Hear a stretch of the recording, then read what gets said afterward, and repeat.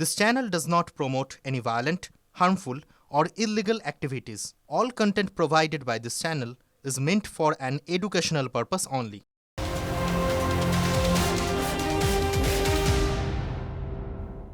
নমস্কার, শুরু করছি ফুল অ্যান্ড ফাইনাল। আপনাদের সঙ্গে রয়েছে আমি সম্প্রীতি, আর আমার সঙ্গে রয়েছে শর্মিষ্ঠা। এই মুহূর্তে যেটা অন্যতম একটা আলোচ্য বিষয়, সেটা হচ্ছে যে যতগুলো নাম বাদ গিয়েছে, যে নামগুলো বিবেচনাধীন ছিল তার মধ্যে 27 লক্ষ বাদ গিয়েছে। তাহলে এই যে 27 লক্ষ, তাদের কি ভোটদানের সুযোগ আদৌ মিলবে? ভোটার তালিকা ইতিমধ্যে ফ্রিজ হয়ে গেছে, তাই ট্রাইব্যুনালে আবেদন করে নাম উঠলেও এই প্রশ্নটা কিন্তু থেকেই যাচ্ছে। শ্রাবন্তী রয়েছেন আমাদের সঙ্গে, আমি একবার সরাসরি চলে যাবো শ্রাবন্তীর কাছে। শ্রাবন্তী, এই যে এখনো পর্যন্ত যাদের নাম উঠেনি তারা ট্রাইব্যুনালে আবেদন করবেন, কিন্তু যে প্রশ্নটা উঠে আসছে যে নাম উঠলেও আদৌ কি তারা এই 2026-এর ভোট তারা দিতে পারবে? এই প্রশ্নটাই এখন সমস্ত জায়গায় আলোচ্য বিষয়, যে যেহেতু ফ্রিজ হয়ে গেছে ভোটার তালিকা, তাই প্রথম দফার ক্ষেত্রে ইতিমধ্যেই 27 লক্ষ যে ভোটার বাদ রয়েছেন তারা ভোট দিতে পারবেন কিনা। এখানে আগামী 13 তারিখে পরবর্তী শুনানি রয়েছে সুপ্রিম কোর্টের, সেখানে এই সংক্রান্ত কোনো নির্দেশিকা আসতে পারে। ট্রাইব্যুনালে যদি নিষ্পত্তি আর মাত্র কিছু। শ্রাবন্তী, তোমার কথা শুনতে একটু সমস্যা হচ্ছে, তুমি আমাদের সঙ্গে থাকো। যারা অ্যাপিল করছেন তাদের ভবিষ্যৎ কি, তারা কি ভোট দিতে পারবেন? প্রথমত না এই সংক্রান্ত স্পেসিফিক্যালি এই প্রশ্নটা উঠেছিল, কিন্তু একটা স্কোপ থেকেই যাচ্ছে। সুপ্রিম কোর্ট এই বিষয়ে কোনো কমেন্ট করেননি। ইন্ট্রিম অর্ডারের পাওয়ার থাকবে কি থাকবে না, যদি দেখা যায় যে ইন্ট্রিম অর্ডারের জন্য দরখাস্ত করলে যে কোনো ট্রাইব্যুনালের কাছে সেই ক্ষমতা থাকে, এই প্রিন্সিপাল ফলো করে আমরা ইন্ট্রিম অর্ডার পেতে পারি ইনক্লুশনের জন্য। আমার মনে হয় যে স্পেসিফিক কেসের ক্ষেত্রে সেগুলো করে দেখতে হবে, কিন্তু সুপ্রিম কোর্ট স্পেসিফিক্যালি এই ফ্রোজেন লিস্টের যে কনসার্ন আমাদের সকলের আছে সে বিষয়ে এখনো কিছু বলেননি, কমেন্ট করেননি। ত্রুটি যদি নির্বাচন কমিশনের হয় বা রাষ্ট্র ব্যবস্থার হয়, এমনকি রাজ্য এবং কেন্দ্রের সম্পর্কের ভুল বোঝাবুঝির কারণে হয়, তার জন্য তো এই মানুষগুলো দায়ী হতে পারেন না। এবং সেক্ষেত্রে একটা বিরাট অংশের পশ্চিমবঙ্গের ভোটারদের সাংবিধানিক অধিকার লঙ্ঘিত হলো, এটা বলা যেতে পারে। কিন্তু আবার পুনরায় বলি যে ট্রাইব্যুনাল সম্পর্কে যে ব্যাখ্যা দেওয়া হচ্ছে, অর্থাৎ এর মধ্যে যাদের নাম গিয়ে ঠিক হবে সেই নামগুলো আর ভোটার লিস্টে উঠবে না, এই ব্যাখ্যাটি আমাদের আরেকটু গভীরভাবে বুঝে নেওয়া দরকার। এবং এই ঘটনা ঘটলে সেটা খুব দুঃখের। ট্রাইব্যুনালের ভারতবর্ষে যে কটা, বিশেষ করে অসমের ট্রাইব্যুনাল গুলো কিন্তু একটা দীর্ঘমেয়াদী প্রক্রিয়া, এবং সেই দীর্ঘমেয়াদী প্রক্রিয়াগুলোর মধ্যে সুপ্রিম কোর্ট গতকাল যে 13 তারিখের একটা করলো, মানে সেটাকে বলতে পারো নিজের বিবেচনা করে 13 তারিখ অব্দি সময় চেয়ে নিল, সেই জায়গায় দাঁড়িয়ে নিশ্চয়ই কোনো একটা তাদের সাংবিধানিক একটা ব্যাখ্যা বা সাংবিধানিক একটা অ্যাক্টের দিক থেকে তারা এগোবে। কারণ ট্রাইব্যুনালের এমন কিছু ধারা আছে যে ধারাতে কিন্তু একটা মানে কি বলবো ক্ষমতা, যেই ক্ষমতা সুপ্রিম কোর্টের কাছে আছে, এই কেসগুলোকে স্পেশাল অর্ডারে ইনক্লুড করার জন্যই কি সুপ্রিম কোর্ট এটাকে 13 তারিখ অব্দি রাখলেন হাতে রায়দানের জন্য। আমাদের প্রত্যেকের নজর থাকছে 13 তারিখ পরবর্তী শুনানির দিন দেশের শীর্ষ আদালত এই সংক্রান্ত কোনো সিদ্ধান্ত নেন কিনা। বাদ যাওয়া 27 লক্ষ মানুষের ভোটের ভবিষ্যৎ তাহলে কি? চলতি সপ্তাহেই ট্রাইব্যুনালের কাজ শুরু হয়ে যেতে পারে। কিভাবে এই ট্রাইব্যুনাল কাজ করবে, কিভাবেই বা আপনার নাম যদি বাদ পড়ে থাকে আপনি আবেদন করবেন। সুপ্রিম কোর্টের নির্দেশে অবসরপ্রাপ্ত বিচারপতিরা ঠিক করবেন কিভাবে এই ট্রাইব্যুনাল কাজ করবে। সূত্রের খবর, ট্রাইব্যুনালের পোর্টালে প্রথমে আবেদন করতে হবে, এরপর নোটিশ দিয়ে ট্রাইব্যুনালে আসতে বলা হবে আবেদনকারীকে। না যেতে পারলে ভার্চুয়াল মাধ্যমে নথি তুলে ধরে সওয়াল করবেন আবেদনকারী। কোনো আইনজীবীর সাহায্যও নিতে পারবেন বাদ পড়া ভোটার। ভিড় এড়াতে বিভিন্ন স্লটে ডাকা হতে পারে বাদ পড়া ভোটারদের। ভোটের আগে ট্রাইব্যুনালের সব নিষ্পত্তি আদৌ সম্ভব? সংশয় কিন্তু এই মুহূর্তে চরমে রয়েছে।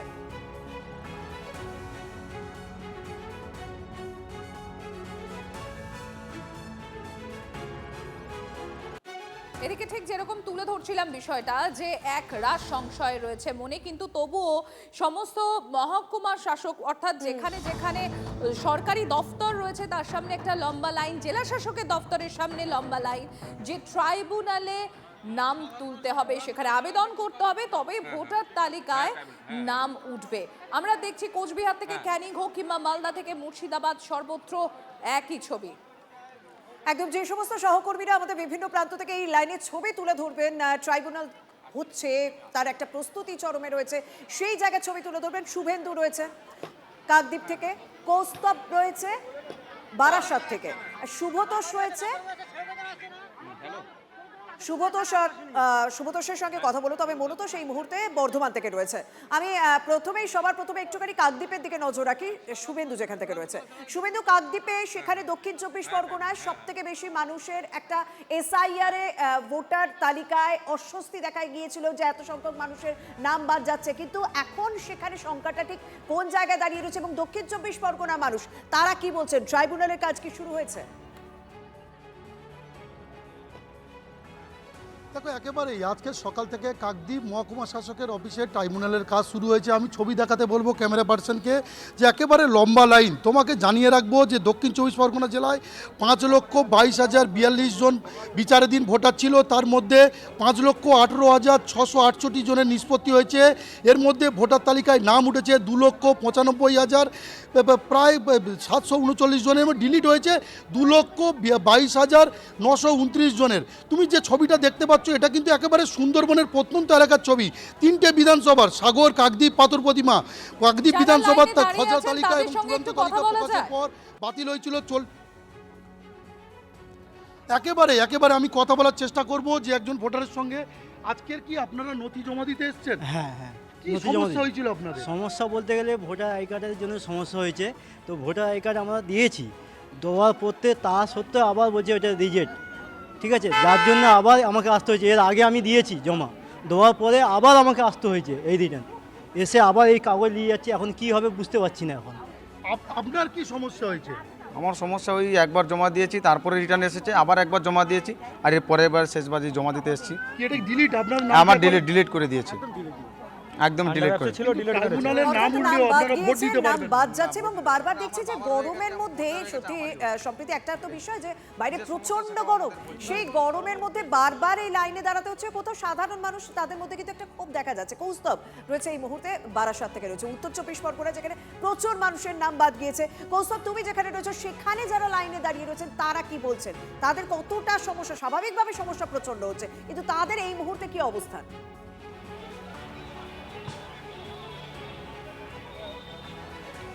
উত্তর 24 পরগনা বারাসাত যে জেলা শাসক দফতর রয়েছে, আমি এই মুহূর্তে সেখানে রয়েছি। সকাল থেকে কিন্তু প্রচুর মানুষের লম্বা লাইন, এখানে তারা ট্রাইব্যুনালে আবেদন করতে এসেছেন, কারণ এই মুহূর্তে কিন্তু উত্তর 24 পরগনায় 3 লাখেরও বেশি ভোটারের নাম তারা বাদ পড়েছে। আপনার নাম কি বাদ পড়েছে ভোটার তালিকা থেকে? হ্যাঁ। কি হিয়ারিংয়ে যখন ডাকা হয়েছিল কি কারণে ডাকা হয়েছিল? হিয়ারিং তখন ডেকেছিল কি কারণে তা তো জানি না। কোন কোন নথি জমা দিয়েছিলেন তখন সেই সময়? সেই সময় যা ডকুমেন্টস আছে সবই দিয়েছি। কি দিয়েছিলেন? Aadhaar card, I card, PAN card. 2002 voter তালিকা আপনার নাম ছিল? না। আচ্ছা, পরিবারের কারোর নাম ছিল 2002 ভোটার তালিকা? হ্যাঁ, বাবা ছিল, বাবার বাড়িরটাই দিয়েছিলাম। এখানে আরও প্রচুর মানুষ রয়েছেন যারা বিভিন্ন জায়গা থেকে এসে। আপনার নাম কি বাদ পড়েছে? হ্যাঁ। 2002 ভোটার তালিকায় নাম ছিল? না। পরিবারের কারো সদস্যের নাম ছিল? ছিল। কি কারণে শুনানিতে ডাকা হয়েছিল? টাকা হয়েছিল, হিয়ারিংয়ে ডাকা হয়েছিল যে এই কাগজগুলো নেই, ম্যাপিং করতে পারিনি, তখন ছিল না আমার কাছে এই বাবার লিস্টটা। 2002 এর লিস্টে বাবার নাম ছিল না? ছিল, কিন্তু আমার কাছে ছিল না, সেজন্য ম্যাপিংটা দেখাতে পারিনি। কোন কোন ডকুমেন্টস জমা দিয়েছেন? দিয়েছি পাসপোর্ট, তারপরে অ্যাডমিট কার্ড আর সবগুলো। বার্থ সার্টিফিকেটটা দেখাতে পারিনি, আর বাবার লিস্টটা এখন দেখাচ্ছি। কি আশা রাখছেন? জানেন, এখানে একটা গুরুত্বপূর্ণ নথি হিসেবেই স্বীকৃত ছিল, যেটা SIR এর সময় অ্যাপ্লাই করলে যাদের হিয়ারিং এর নাম এসেছিল তাদের অন্যতম গুরুত্বপূর্ণ নথি হিসেবে সেটা ধার্য করা হয়েছিল, সেটা হচ্ছে এই দেশের পাসপোর্ট। সঙ্গে থাকো একটু কৌস্তব, আমি বর্ধমান পূর্বতে চলে যাব। মনতোষ রয়েছেন আমাদের সঙ্গে। মনতোষ, বর্ধমান পূর্বের ছবিটা ঠিক কিরকম? যারা লাইনে দাঁড়িয়ে রয়েছেন তারা কি বলছেন?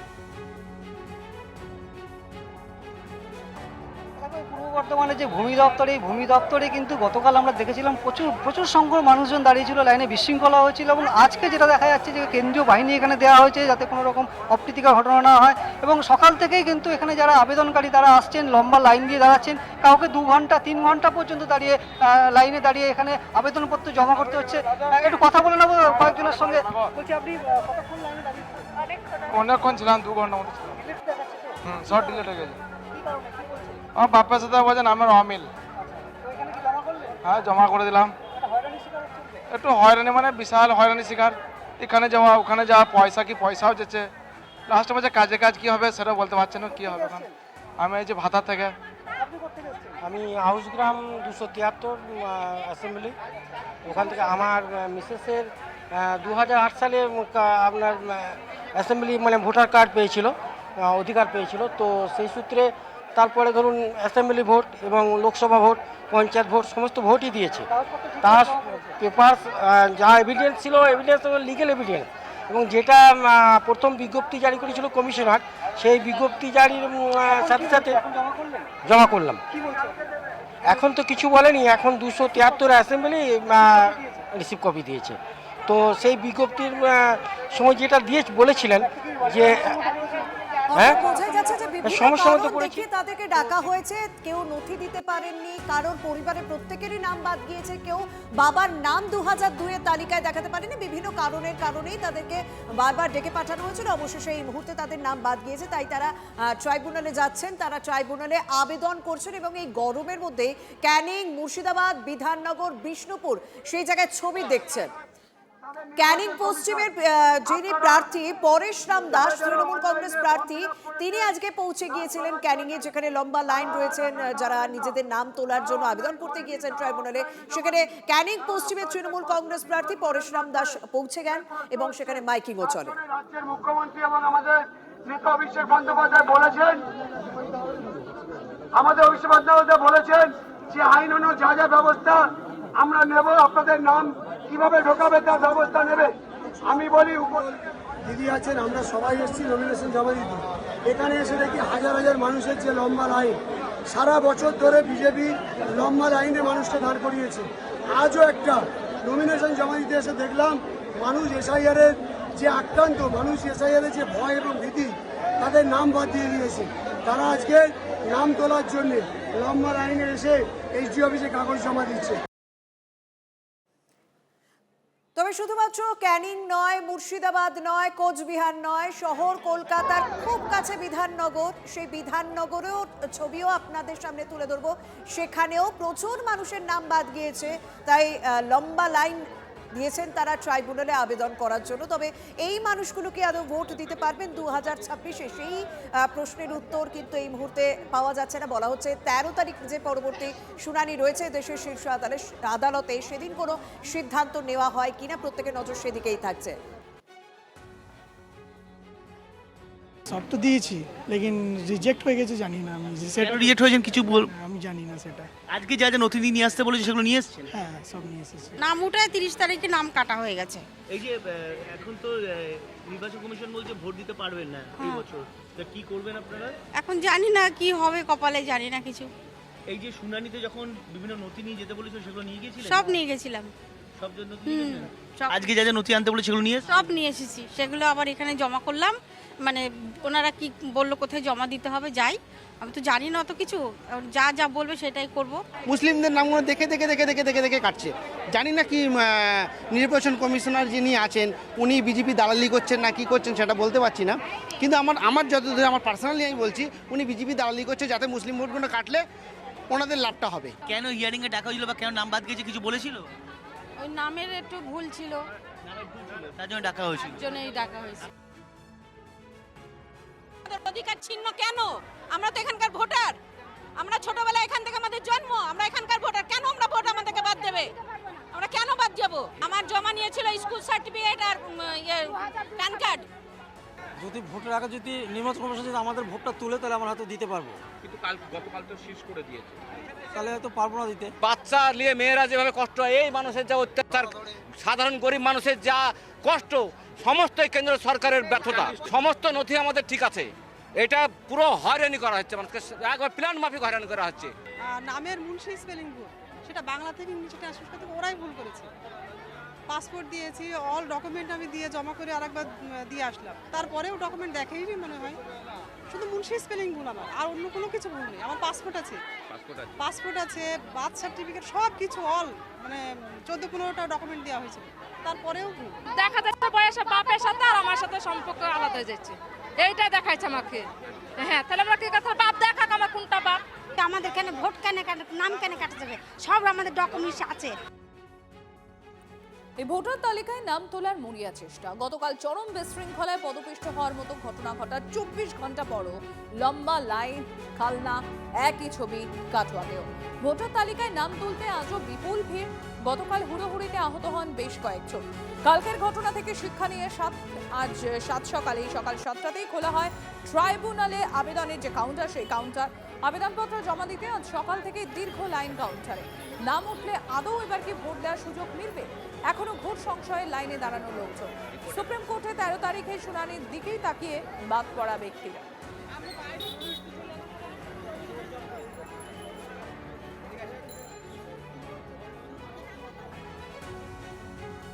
উকুন বাছার মতো করে নাম বাদ দেওয়া হয়েছে। উত্তর দিনাজপুর, মালদা, মুর্শিদাবাদ, নদিয়া, দক্ষিণ 24 পরগনায় বেছে বেছে নাম বাদ গিয়েছে। বাগদায় মতুয়াদের প্রচুর নাম বাদ গিয়েছে। চাকদার সভা থেকে ঠিক কি মন্তব্য করেন মমতা বন্দ্যোপাধ্যায়, শুনুন। একটা জিনিস আপনাদের বলি, সুপ্রিম কোর্টে আমি নিজে দাঁড়িয়েছিলাম বলে সুপ্রিম কোর্টের নির্দেশ অনুযায়ী যে লিস্ট কালকে বেরিয়েছে, 32 লক্ষ লোকের নাম 60 লক্ষের মধ্যে অলরেডি উঠে গেছে। আর বাদ বাকিটাও আমরা চেষ্টা করব, ট্রিব্যুনালে আমরা চেষ্টা করব, চিন্তা করবেন না। অনেক নাম বাদ গেছে মুর্শিদাবাদে, উত্তর দিনাজপুরে, মালদাতে, দক্ষিণ 24 পরগনায়, নদিয়ায় উকুন বেছে বেছে নাম বাদ দিয়েছে। বাগদায় মতুয়াদের নাম বাদ দিয়েছে। এমনকি আমার ভবানীপুর কেন্দ্রেও 40,000 নাম কেটে দিয়েছিল। এখন দেখতে হবে কতটা তুলেছে আর কতটা আবার বাদ দিয়েছে। 32 লক্ষ নাম উঠে গেছে, বাদ বাকিটা আমাদের চেষ্টা করতে হবে।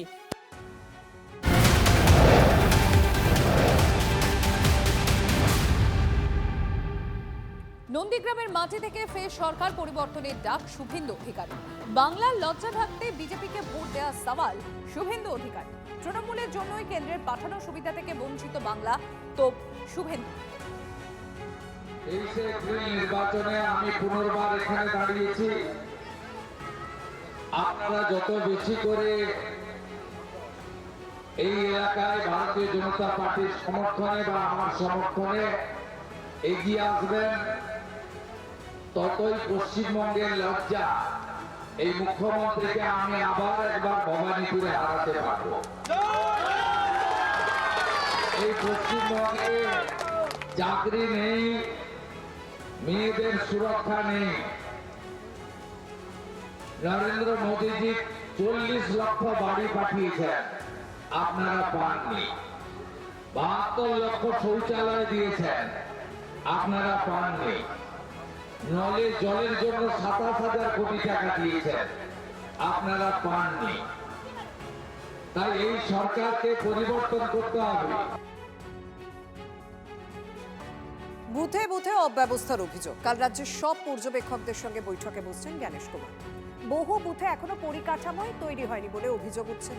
বারবার বলা সত্ত্বেও রাজ্য কেন ব্যবস্থা নেয়নি অভিযোগ করছে কমিশন। প্রতিটি জেলায় সেক্রেটারি অথবা প্রিন্সিপাল সেক্রেটারি পদমর্যাদার অফিসার নিয়োগের নির্দেশ কমিশনের। দায়িত্বপ্রাপ্ত অফিসার বুথের পরিকাঠামো খতিয়ে দেখবেন। আরো একটা বিষয় ভীষণভাবে নজর রাখা হচ্ছে যে যেখানে যেখানে ভোট পরবর্তী হিংসা হয়েছিল সেখানে সেখানে এবার নির্বাচন কমিশনের আধিকারিকরা যাবেন এবং রাজ্যের সিইও মনোজ আগরওয়াল যেমন যাচ্ছিলেন, আমরা সেদিন নন্দীগ্রামের ছবি আপনাদেরকে দেখিয়েছি। সেখানে ভোট প্রস্তুতির পাশাপাশি ভোটারদের মধ্যে আস্থা ফেরানো এই মুহূর্তে তাদের লক্ষ্য বলে জানিয়েছেন রাজ্যের সিইও মনোজ আগরওয়াল।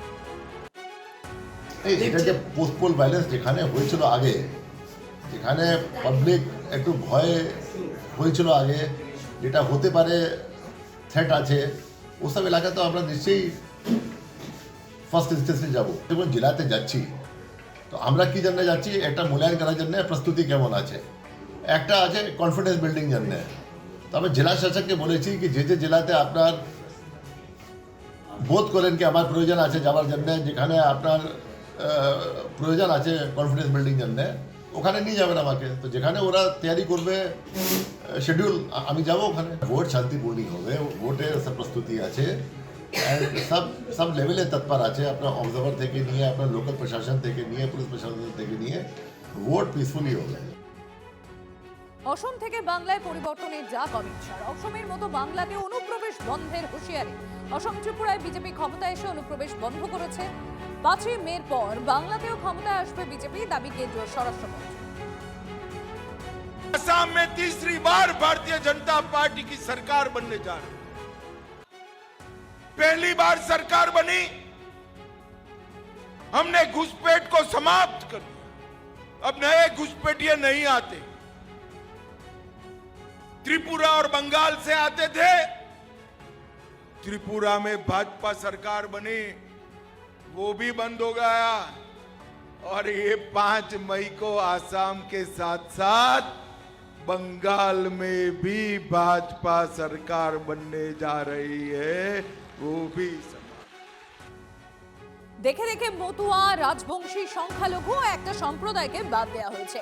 ভোটার তালিকায় নাম বাদ যাওয়া নিয়ে বিজেপি ও কমিশনকে একই ব্র্যাকেটে রেখে আক্রমণ মমতা বন্দ্যোপাধ্যায়। পাশাপাশি অনুপ্রবেশ ইস্যুতে ফের একবার অমিত শাহকে নিশানা করলেন তৃণমূল সুপ্রিমো।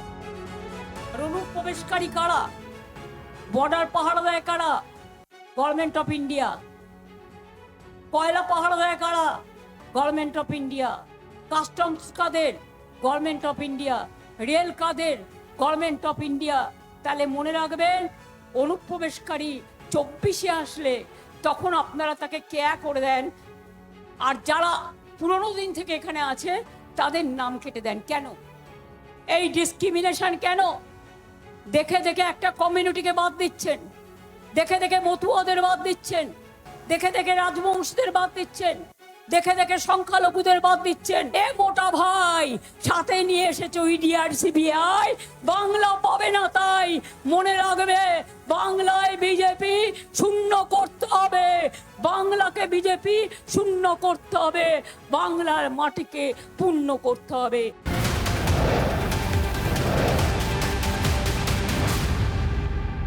আর শর্মিষ্ঠা, যে বিষয় নিয়ে আমরা প্রথম থেকে আলোচনাতে রয়েছে সেটা হচ্ছে এসআইআর এর নাম ওঠা, নাম বাদ যাওয়া, যে কারণে ট্রাইব্যুনাল পর্যন্ত পদক্ষেপ নিয়ে ফেলেছে নির্বাচন কমিশন। সেই ট্রাইব্যুনালে আবেদন করলে যাদের নাম বাদ গিয়েছে তাদের নাম ওঠার সম্ভাবনা রয়েছে। আর এবার এই এসআইআর নিয়ে এই বঙ্গে যে তথ্য উঠে আসছে ভোট বিন্যাসে, সেটা রীতিমতো অবাক করে দেওয়ার মতো।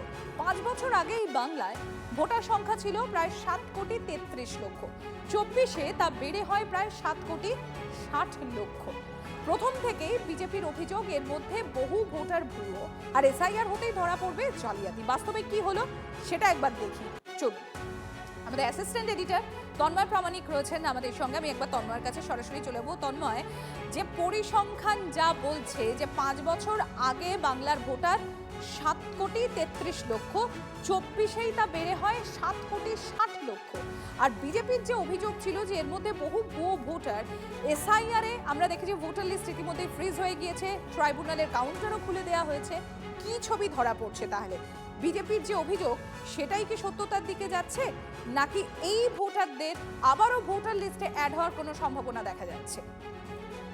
দেখো, সব মিলিয়ে একটা আজব তথ্য কিন্তু এই মুহূর্তে সামনে রয়েছে। যদি অঙ্কের হিসাবে দেখো, তাহলে কোনো একটি সোসাইটিতে বা সমাজে কতজন ভোটার হবেন সেটা অনেকগুলো বিষয় দিয়ে নির্ধারিত হয়। অর্থাৎ সেই দেশের বা সেই রাজ্যের বা সেই অংশের জন্মহার কত, অর্থাৎ প্রতি 1000 মানুষে কতজন জন্মগ্রহণ করেন, কতজনের মৃত্যু হয়, সেইখানে একটা ক্যালকুলেশন করে সেখানে কতজন 18 বছর বা 21 বছর যেখানে যে দেশে বা যে রাজ্যে যেমন ভোটাধিকারের বয়স রয়েছে, সেই অনুযায়ী একটা পার্সেন্টেজ থাকে যে ভোটার লিস্টে অমুক বছর থেকে অমুক বছর এই 10 বছরের মধ্যে এত নাম যোগ হতে পারে।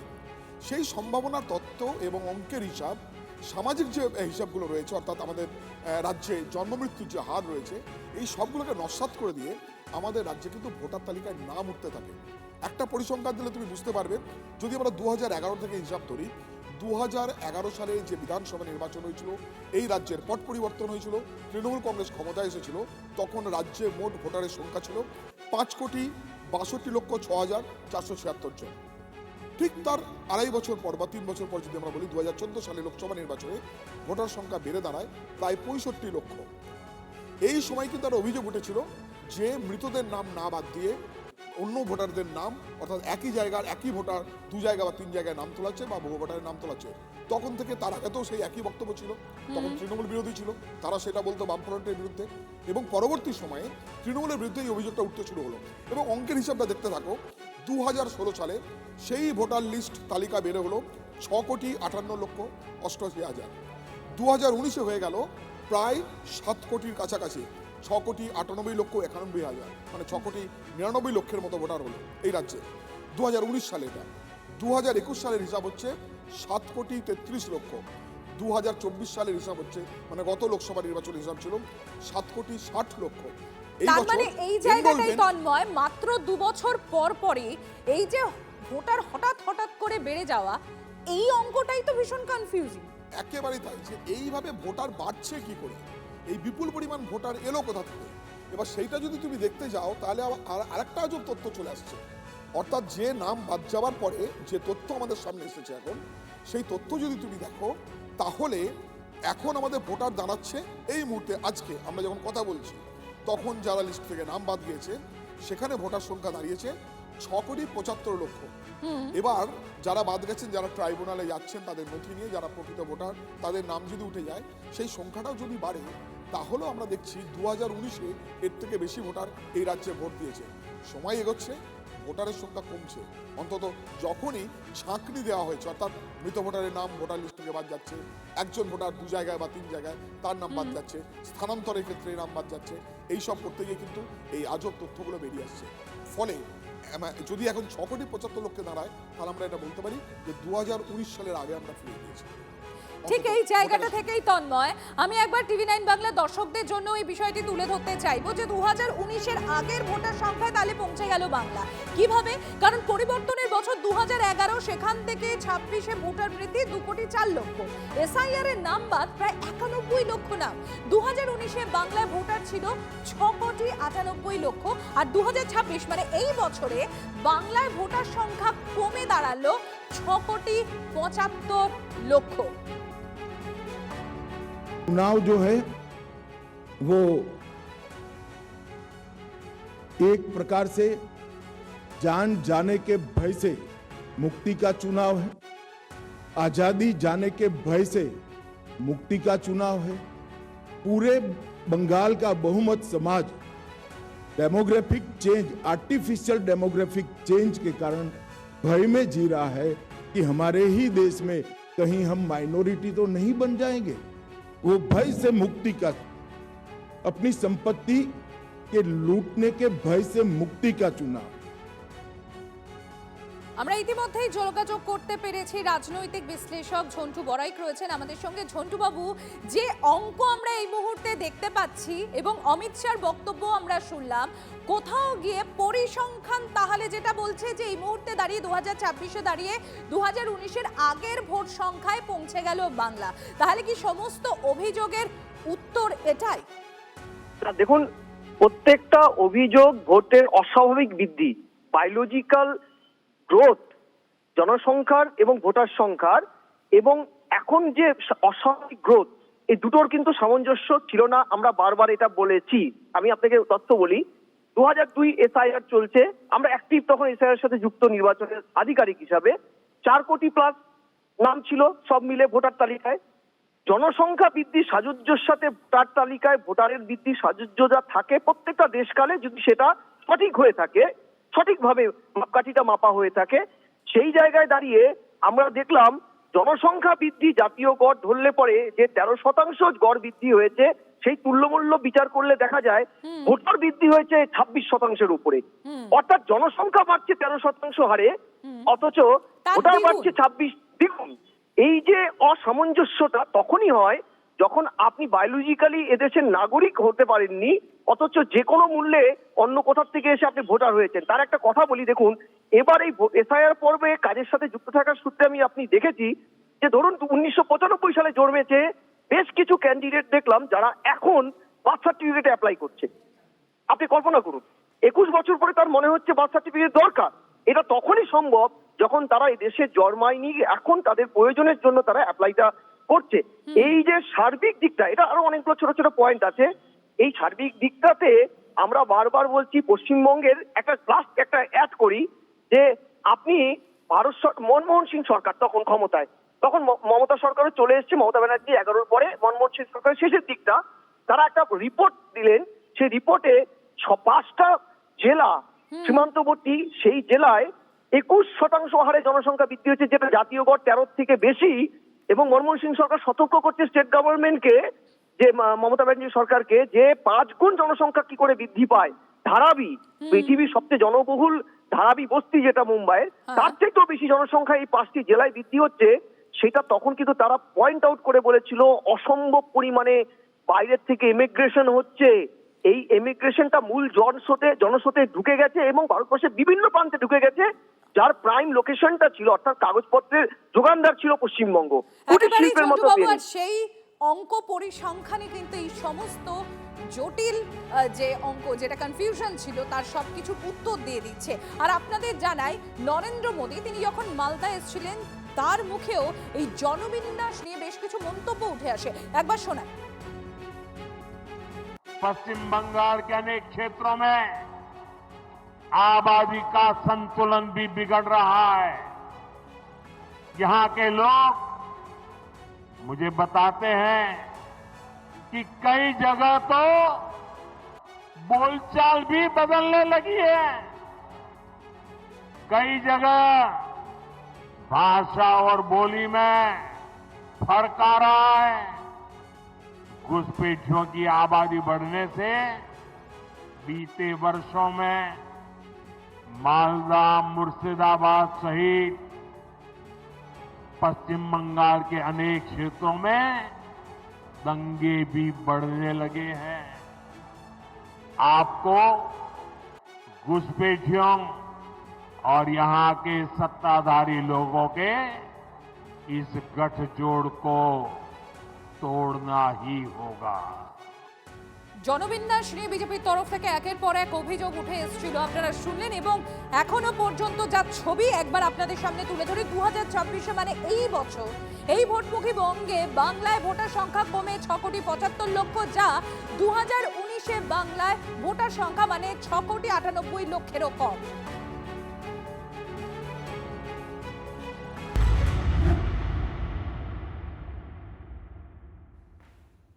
কালিয়াচকে বিচারকদের উপর যে হেনস্থার ঘটনা ঘটেছিল তা পূর্ব পরিকল্পিত একটি ঘটনা, রিপোর্ট দিল এনআইএ। সুপ্রিম কোর্টে পেশ করা প্রাথমিক রিপোর্টে একাধিক বিস্ফোরক দাবি করেছে কেন্দ্রীয় এজেন্সি। কিন্তু ঠিক কি কি দাবি করা হয়েছে জানাবেন আমার সহকর্মী সুজয় এই মুহূর্তে সঙ্গে রয়েছে। সুজয়, একেবারে দেখো, যে রিপোর্ট গতকাল পেশ করা হয়েছে সেখানে বলা হয়েছে যে কালিয়াচক 2 বিডিও অফিস, যেটা তার খুব কাছে একটি ধর্মীয় প্রতিষ্ঠান রয়েছে, যেখানে ঘটনার দিন বেশ কয়েক ঘন্টা আগে, অর্থাৎ বিচারকদের ঘেরাও করার বেশ কয়েক ঘন্টা আগে মাইকে ঘোষণা করা হয়েছিল এবং সেখানে জড়ো হতে বলা হয়েছিল। বিডিও অফিসের সামনে বিক্ষোভ দেখানোর পরিকল্পনা বা বিক্ষোভ দেখানোর কথা বলা হয়েছিল, যেহেতু বিচারকরা সেই বিডিও অফিসে অ্যাডজুডিকেশনের কাজ করছিলেন, সুতরাং তাই জন্য বিক্ষোভ দেখাতে বলা হয়েছিল। এবং তার পরিপ্রেক্ষিতে দেখা গেল সেই বিডিও অফিসের বাইরে বিপুল সংখ্যক জমায়েত, এবং সেই জমায়েত আটকে দিল এই বিচারকদের। দীর্ঘ সময় কয়েক ঘন্টা, প্রায় 6 থেকে 6.5 ঘন্টা আটকে রইলেন। এবং শুধু আটকে থাকাই নয়, যখন উদ্ধার করে নিয়ে যাওয়া হলো, যখন কেন্দ্রীয় বাহিনীর জওয়ান কার্যত সার্জিক্যাল স্ট্রাইক করে তাদেরকে বের করে নিয়ে যাচ্ছিল এই দপ্তর থেকে, বিডিও অফিস থেকে, সেখানেও তাদের পথ আটকানো হলো, লাঠি ছোড়া হলো, ইটের ঘায়ে পাইলট কার জয়ের যিনি ছিলেন চালক জখম হলেন, প্রাণ ভয়ে বাঁচিয়ে এসেছেন সেখান থেকে বিচারকরা, সেটা তারা তাদের বয়ানে লিখেছেন। একই সঙ্গে যেখানে ঘটনাস্থল তার আশপাশে বেশ কিছু জায়গায় সিসিটিভি কাজ করেনি, এমনকি বিডিও অফিসেও সিসিটিভি সঠিকভাবে কাজ করেনি। তাহলে কি কোথাও যারা বিক্ষোভ দেখাচ্ছিলেন, এই আক্রমণাত্মক বিক্ষোভ, তারা কি জানতো যে সিসিটিভি ফুটেজ কাজ করবে না? সেই পরিকল্পনা থেকে সেখানে জমায়েত এবং এই একটা মারমুখী জনতার রূপের পরিণত হওয়া বিচারকদের আটকে রাখা। সুতরাং এর পেছনে একটা পরিকল্পনার গন্ধ পেয়েছেন তদন্তকারীরা। সুপ্রিম কোর্ট সেটাই বলেছে, তদন্ত করে দেখতে এফআইআর করতে বলেছে, যে এফআইআর আজকে ইতিমধ্যেই করার কাজ শুরু হয়ে গিয়েছে। আজকেই আদালতে বা আগামীকাল কলকাতা বিশেষ এনআই আদালতে সেই এফআইআর জমা করবে এবং তারপর তারা অভিযুক্তদেরকে হেফাজতে নেবে। বেশ, অনেক ধন্যবাদ সুজয়।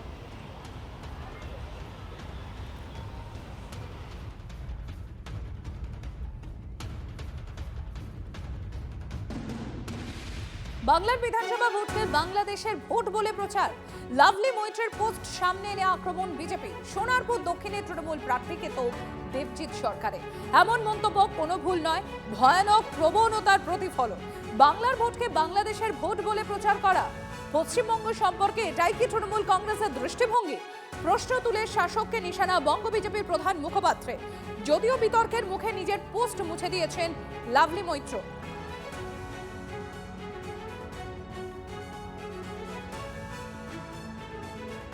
ভাবছিলাম ও কি বাংলাদেশে লড়ছে নাকি পশ্চিমবঙ্গকে বাংলাদেশ করার এখনো স্বপ্ন দেখছে, জানি না।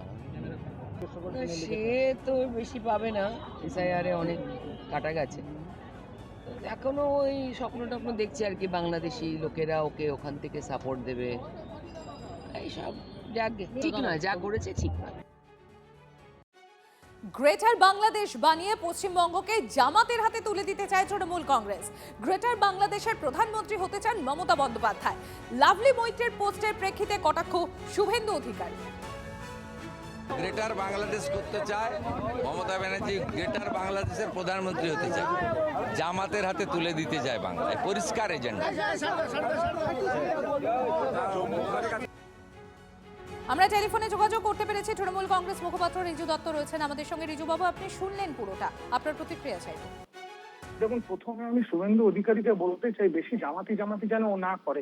যখন শুভেন্দু অধিকারী তৃণমূল কংগ্রেসের সাংসদ ছিল, তখন মালদা মুর্শিদাবাদে বকরিদের সময় সবচেয়ে বেশি গরুর লরি ওই পাঠাতো। প্রথম কথা হচ্ছে এটা। দ্বিতীয় কথা, লাভলি মৈত্র যে পোস্টটা করেছে বা যে পোস্টে যে হ্যাশট্যাগটা ছিল, দেখুন এখন সব প্রার্থীরা প্রচারে আছে, সব প্রার্থীদেরই, সব দলের সব প্রার্থীদেরই কেউ না কেউ ছেলেপুলে আছে যারা সোশ্যাল মিডিয়াটা হ্যান্ডেল করে। সে এটা করেছে, আমি তার জন্য সাফাই গাইছি না, বাট এইটুকু বলবো যে এখন যেহেতু বিজেপি একটা নন ইস্যুকে ইস্যু তৈরি করছে, সেই চান্সটাও কেন বা দেব? এই সময়টায় আমার মনে হয় সকল প্রার্থীদের তৃণমূল কংগ্রেসের অনেক বেশি সচেতন থাকতে হবে সোশ্যাল মিডিয়ায় আপনাদের ছেলেপুলেরা কি পোস্ট করছে, যাতে বিরোধী পক্ষের হাতে আমরা এমন একটা নন ইস্যু না তুলে দিয়েছি যেটা নিয়ে এরা ইস্যু করে হল্লা করতে পারে। এটা একটা ইনোসেন্ট মিস্টেক আমার মনে হয়, এটা একটা ভুল করেছে যে ছেলেটা লাভলি সোশ্যাল মিডিয়া দেখে, সে একটা ইনোসেন্ট মিস্টেক করে ফেলেছে, কিন্তু সেটা নিয়ে ইলেকশনের সময় বিজেপিতে ইস্যু বানাবি। কিন্তু শুভেন্দুর মুখে বেশি জামাতি ভালো লাগে না বা মানায় না, কারণ আমরা মুখ খোলা শুরু করলে কিন্তু শুভেন্দুর অসুবিধা হয়ে যায়। শুভেন্দুর থেকে বড় জামাতি এই বাংলায় আর কেউ নেই। ধন্যবাদ রিজু বাবু।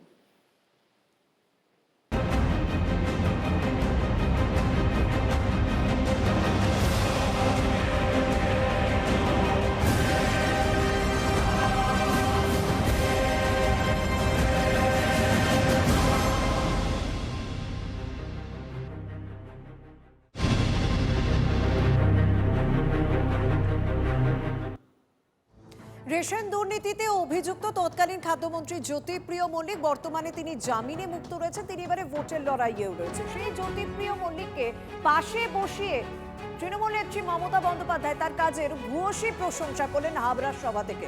ঠিক কি বলেছেন শুনবো। বালুর নামে বদনাম দিয়ে বেড়াচ্ছে আমি শুনেছি, হাবড়ার প্রার্থীর নামে। জেনে রাখুন, আমার গভর্নমেন্টে বালু যত ভালো কাজ করেছে এ কেউ করতে পারেনি।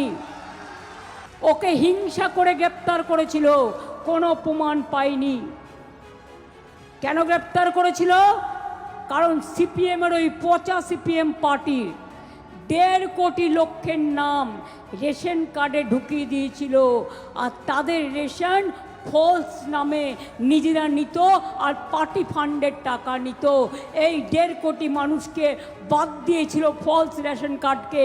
এই চুরিটা ধরেছিল, এই ডাকাতিটা ধরেছিল বালু, তাই ওরা বিজেপিকে দিয়ে বালুর বিরুদ্ধে এটা করিয়েছে। জেনে রাখুন, আজকে যে ডিজিটাল রেশন কার্ড আপনারা পেয়েছেন, এটা কে করেছিল? বালু করেছিল। মানে ও জ্যোতিপ্রিয় মল্লিক ডাক নাম, ভালো নাম, কিন্তু এই কাজটা বালু করে গিয়েছিল। এই কাজটা এত সহজ ছিল না। এই যে রেশন দোকানের মাল আগে পাচার হয়ে যেত, প্রত্যেকটা গাড়ির নাম্বার রাখা, তাকে ট্যাপ করা যে মালটাকে বদলে দিচ্ছে কি না, রেশনের যে জিনিসগুলো মেটেরিয়ালগুলো সবটা কিন্তু বালু করেছিল, এটা মাথায় রাখবেন। সেই ছেলেটাকে ফাঁসানো হয়েছিল। কেন্দ্রীয় প্রতিমন্ত্রী সুকান্ত মজুমদার এই মুহূর্তে আমাদের সঙ্গে রয়েছেন।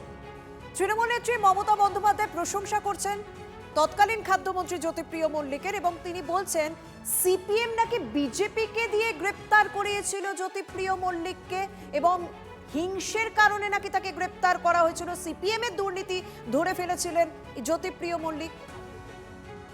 দেখুন, মাননীয় মুখ্যমন্ত্রী যত গরম পড়ছে ওনার মাথার অবস্থা অত্যন্ত খারাপ হচ্ছে। ওনাকে জিজ্ঞেস করুন আপনারা, 1.5 লক্ষ নাম সিপিএম ঢুকিয়েছিল আমরা মেনে নিলাম, ধরুন তর্কের খাতিরে। আচ্ছা, তার রেশনগুলো বছরের পর বছর তাদের নামে অ্যালোটেড চাল, গম, চিনি এবং অন্যান্য সামগ্রী কেন্দ্রের কাছ থেকে এসেছে, সেগুলো যেত কোথায়? বনগাঁতে কত ভালো ছেলে বালু আমরা জানি তো। বনগাঁ বর্ডারে সেই যে বেশ কয়েকটি ট্রাক ধরা পড়েছিল যেখানে পিডিএফ এর চাল বাংলাদেশে যাচ্ছিল, সেটা ভালোবেসেই বালু পাঠাচ্ছিলেন মনে হয়, বালুবাবু পাঠাচ্ছিলেন মনে হয়। মমতা বন্দ্যোপাধ্যায় আসলে নিজে দুর্নীতিগ্রস্ত, তাই প্রত্যেকজন দুর্নীতিগ্রস্ত মানুষের পাশে দাঁড়িয়ে তাদের সার্টিফিকেট দেওয়ার কাজ মমতা বন্দ্যোপাধ্যায় করেন। কারণ যে পিডিএস দুর্নীতি তৎকালীন খাদ্যমন্ত্রী করেছিলেন পশ্চিমবঙ্গের, তার টাকার ভাগ তৃণমূল পার্টিতে ব্যবহৃত হয়েছে, তৃণমূলে ব্যবহৃত হয়েছে, সেই জন্য মুখ্যমন্ত্রী ওই ধরনের সার্টিফিকেট দিচ্ছে। বেশ, ধন্যবাদ। আমরা কথা বললাম সুকান্ত মজুমদারের সঙ্গে। আরো একবার শুনবো মমতা বন্দ্যোপাধ্যায় হাবড়ায় দাঁড়িয়ে ঠিক কি দাবি করেছেন। বালুর নামে বদনাম দিয়ে বেড়াচ্ছে আমি শুনেছি, হাবড়ার প্রার্থীর নামে। জেনে রাখুন, আমার গভর্নমেন্টে বালু যত ভালো কাজ করেছে এ কেউ করতে পারেনি। ওকে হিংসা করে গ্রেপ্তার করেছিল, কোনো প্রমাণ পাইনি। আমাদের সঙ্গে রয়েছেন সিপিএম নেতা সুজন চক্রবর্তী। সিপিএম এর আমলে হওয়া ডাকাতি ধরে ফেলায় বিজেপিকে দিয়ে নাকি আপনারা জ্যোতিপ্রিয় মল্লিককে গ্রেপ্তার করিয়েছিলেন, অভিযোগ করছেন তৃণমূল নেত্রী। এবং মুখ্যমন্ত্রী প্রমাণ করে দিচ্ছেন যে তিনি মিথ্যার শিরোমণি, একদমই মিথ্যার শিরোমণি। এত ভালো কাজ করেছে বালু, তাকে মুখ্যমন্ত্রী আবার মন্ত্রী পদে ফেরত নেননি কেন? জেল খাটা আসামিদের তো উনি মন্ত্রী পদে ফেরত নিয়েছেন একাধিকবার। দল ফেরত করা অন্য দল থেকে আসা লোকদের উনি তো মন্ত্রী পদে নিয়েছেন, ফলে ওনার কাছে তো নীতি নৈতিকতার ব্যাপার নেই। জেল খাটা আসামিদের উনি মন্ত্রী পদে ফেরত দেননি কেন? এত ভালো বালু, তাকে ফেরত না নিয়ে উনি অপরাধ করেছেন আগে স্বীকার করুন। একটা সবকিছুরই সীমা থাকা উচিত। সিপিএম এর আমলে কি গন্ডগোল হয়েছিল সেইটা বালু ধরে ফেলেছিল, এবং সেই কারণে বালু গ্রেপ্তার হয়েছে বিজেপির কাছে। আরে বাবা, তৃণমূলের নেতারাই তো বিজেপি, বিজেপির নেতারাই তো তৃণমূল। যখন আবার মুকুল রায়কে বিজেপি থেকে তৃণমূল থেকে বিজেপি থেকে তৃণমূলে ফেরত আনলেন, তখন বললেন না কেন যে তুই আনছিস যখন তাহলে বালুরটা ঠিকঠাক করিয়ে দে? মুখ্যমন্ত্রী একেবারে ধরা পড়ে যাচ্ছেন, চোর জোচ্চোর বাটপার তাদের নিয়ে দল করে মাথায় উনি পৌরোহিত্য করছেন। ধন্যবাদ। পাইনি।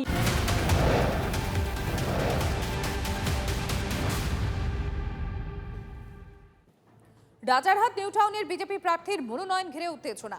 বিধাননগর এসডি অফিসের সামনে বিজেপি প্রার্থী পীযূষ কানোরিয়াকে লক্ষ্য করে জয় বাংলা স্লোগান তৃণমূল কংগ্রেসের, পাল্টা স্লোগান বিজেপি সমর্থকদের।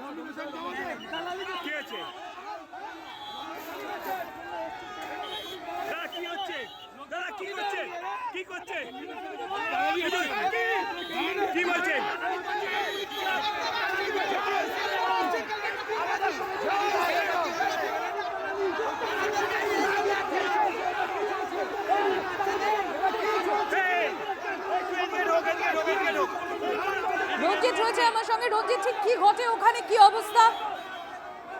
দেখো, রাজারহাট নিউ টাউন বিধানসভা কেন্দ্রের দুই যুযুধান প্রার্থী, অর্থাৎ শাসক দলের তাপস চট্টোপাধ্যায় এবং বিজেপির পীযূষ কানোরিয়া, উভয় কিন্তু বিধাননগর এসডি অফিসে তাদের মনোনয়ন জমা দিতে আসেন, এবং সেই সময় ঠিক ঘড়ির কাঁটায় দুপুর 2টো। সেই সময় পীযূষ কানোরিয়ার নেতৃত্বে বিজেপির কর্মী সমর্থকরা সেই সময় যে রুট ধরে আসছিল সেই রুটটি ধরে তাদের আসার কথা ছিল না, সেই রুটটি ছিল তৃণমূল কংগ্রেসের জন্য বর্ধিত, এবং সেই রুট ধরে আসার সময় কিন্তু তৃণমূল কংগ্রেসের যারা কর্মী সমর্থক রয়েছে তারা কিন্তু জয় বাংলা স্লোগান দেয়। তাতেই কিন্তু উত্তপ্ত পরিস্থিতি তৈরি হয় এবং এই মুহূর্তে কিন্তু বিশাল পুলিশ বাহিনী বিধাননগর এসডিওর সামনে, অর্থাৎ উত্তপ্ত পরিস্থিতি নিয়ন্ত্রণ করতে কিন্তু বিশাল পুলিশ বাহিনী, র্যাব, কেন্দ্রীয় বাহিনী মোতায়েন করা রয়েছে। এবং পাশাপাশি তোমাকে জানিয়ে রাখি, যখন তৃণমূল কর্মী সমর্থকরা জয় বাংলা স্লোগান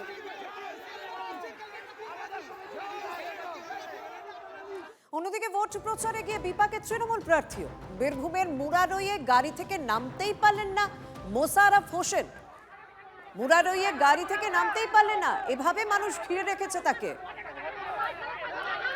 তৃণমূল প্রার্থী মোশাররফ হোসেন সাধারণ মানুষের ক্ষোভের মাঝে পড়ে গাড়ি থেকে নামতে পারলেন না। বীরভূমে মুরারই থেকে প্রচারে যাচ্ছিলেন।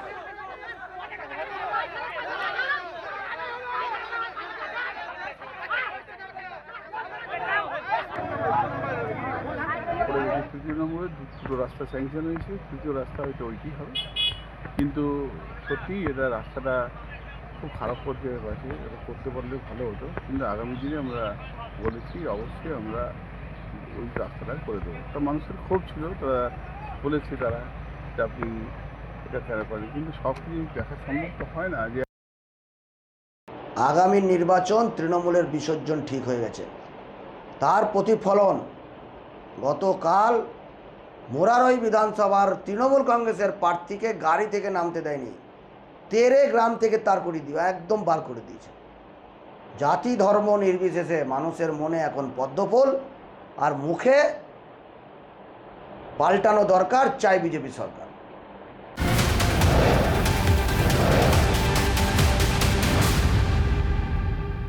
তালসারিতে রাহুল অরুণোদয়ের মৃত্যু প্রশ্ন তুলে দিয়েছে কলা কুশলীদের নিরাপত্তা নিয়ে। শুটিংয়ে নিরাপত্তা নিশ্চিত করার দাবিতে টলিউডে অনির্দিষ্টকালের জন্য কর্মবিরতিতে কলা কুশলীরা। স্তব্ধ টলিপাড়া, শুনশান স্টুডিও, আর্টিস্ট ফোরামের কাজ বন্ধ রাখার সিদ্ধান্তকে সমর্থন ফেডারেশনের। শুটিংয়ের কঠোর সুরক্ষাবিধি তৈরির জোরালো দাবি টলিউড শিল্পীদের।